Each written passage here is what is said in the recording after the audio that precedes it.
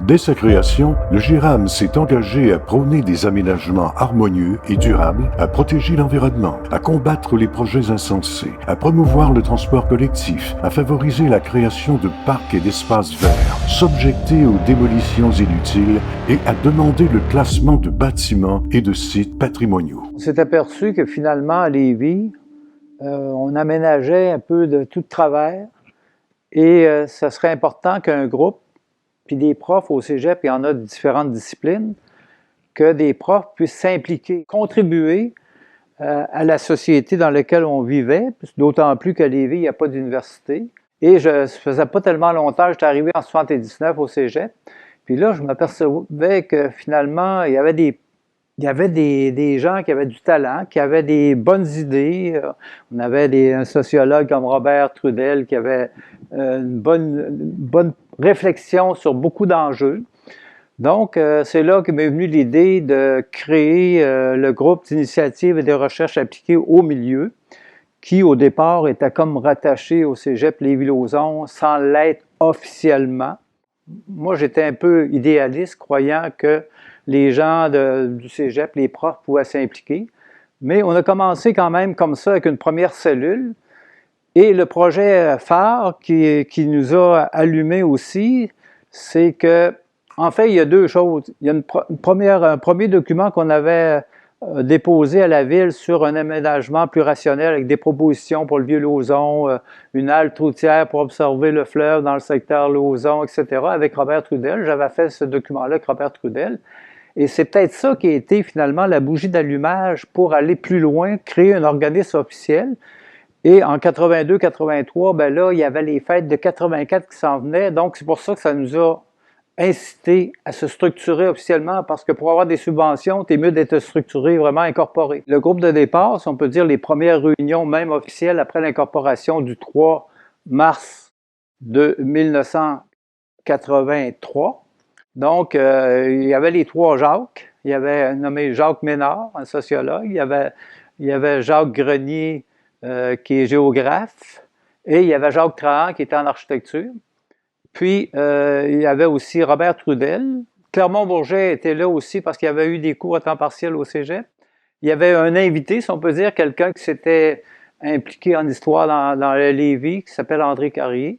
Donc, c'était, on peut dire, les 7 personnes qui ont constitué le noyau de base. En raison des fêtes qui s'en venaient, donc en 84, la 450e de l'avenue de Jacques-Cartier dans la vallée du Saint-Laurent. Alors, on s'est dit, ça serait intéressant de faire un projet pour faire connaître un peu, finalement, l'histoire dans la région, mais surtout sur la rive sud, qu'on a appelée la rive droite. Donc, ça a été le projet Le fleuve et sa rive droite.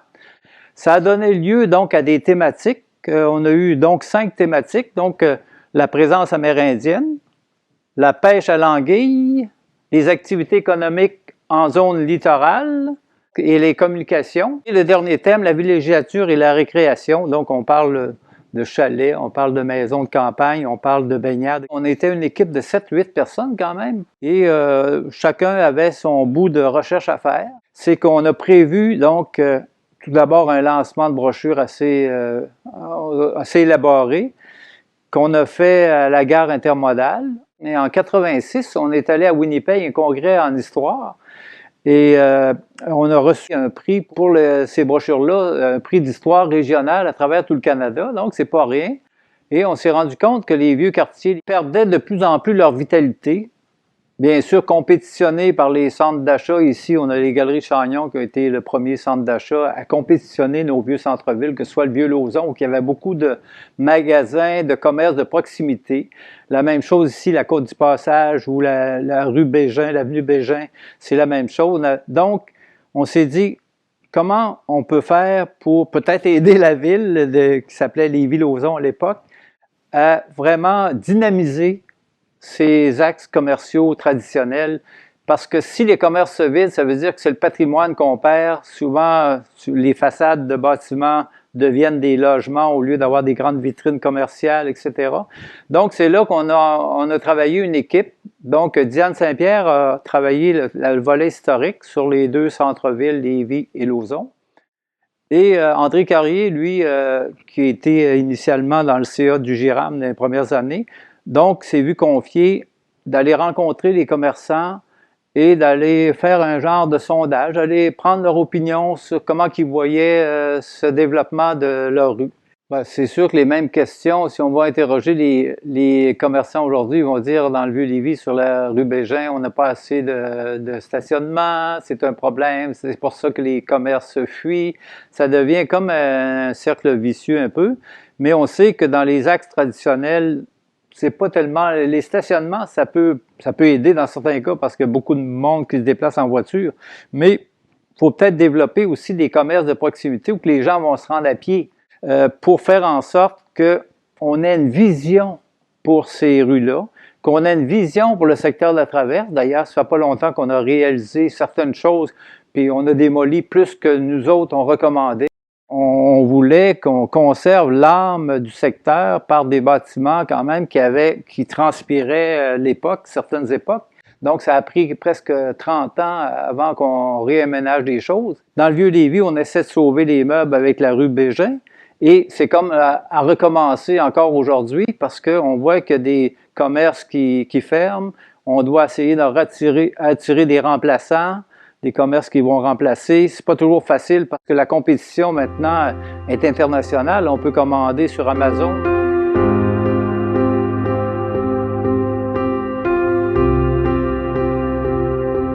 Le colloque, ça a été quand même 3 jours. Ça a été le 22, 23, 24 septembre 1988. C'était une grosse organisation. Puis en plus, moi, j'étais comme à l'étude à maîtrise en sciences d'environnement à l'époque. Fait que c'était considéré comme cette organisation-là comme un stage. J'étais associé au secrétariat mise en valeur du Saint-Laurent. On voulait une réflexion. Comment qu'on aménage d'ici 30 ans cette bordure du fleuve entre Saint-Nicolas et Saint-Michel-de-Bellechasse? On sait tous les potentiels qu'il y a. Il y a des potentiels historiques ou culturels, il y a des potentiels environnementaux, il y a des potentiels économiques. Donc, il y a des gens qui vont privilégier aménager des ports en eau profonde, d'autres qui vont dire que c'est plus le récréatif qui doit prédominer sur le bord du fleuve. On a eu un rayonnement, je pense, assez grand dans la région de Québec avec ce colloque-là. Ça a été quelque chose d'assez intéressant comme réflexion. Donc, ça a dégagé des consensus sur beaucoup de thèmes. Bon, par contre, un thème qui a accroché, et là, notre ami Michel Lessard était présent au colloque, il a un peu écorché les économiques, si on peut dire, dans le sens que là, la vision environnementale, par exemple, des gens du GIRAM, puis la vision des chambres de commerce, sont entrés en collision, justement, pour l'aménagement d'un quai en eau profonde à l'est de Lévis et amener un gros parc industriel, un peu comme à Bécancour. C'était un peu ça la vision des économiques. En 88, c'est pour la même chose, mais ça commençait à évoluer quand même. Il y avait la commission Brundtland, il y avait eu quand même un sommet de la Terre un peu plus tard, là. Donc, ça brassait quand même. Il y avait des rapports des Nations Unies qui sortaient. Donc, il commençait à avoir une certaine sensibilisation.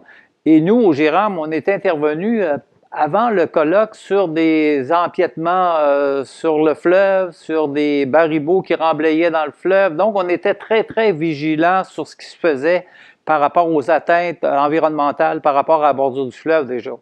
C'est sûr qu'il y avait une vision un peu morcelée du territoire, alors que nous, on embrassait l'ensemble du territoire jusqu'à Saint-Michel, parce que Saint-Michel, il y avait un quai, puis aussi c'est un village marin. On a publié donc les actes du colloque en 89, qui donnait quand même un bon compte-rendu de toutes les discussions, les réflexions qu'on avait eues.